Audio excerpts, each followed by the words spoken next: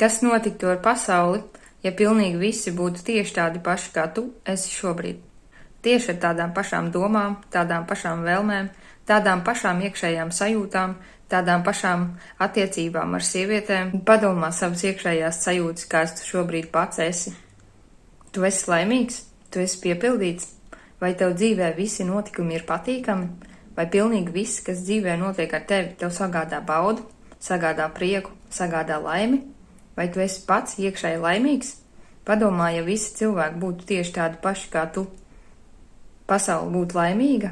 Protams, svarīgi ir nonākt pareizā vidē, pareizā vietā, kur ir vīrieši, no kuriem vispār tu vari mācīties. Kā lai atrod tādu vīrieti, kas reāli ir gudrs, laimīgs, piepildīts, kurš nav atkarīgs no savām miesas kārībām, no savas kaislas pret sievietēm? Kur pasaulē tādu reāli atrast? Es zinu tādu vīrieti.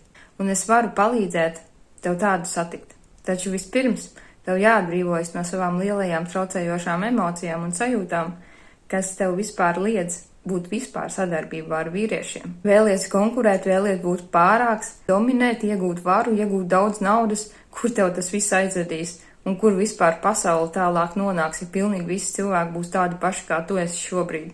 Kāda tam visam ir izēja un kāda jēga vispār tādu dzīvi dzīvot? Uz kurien tu ej? Cik ilgi vēl?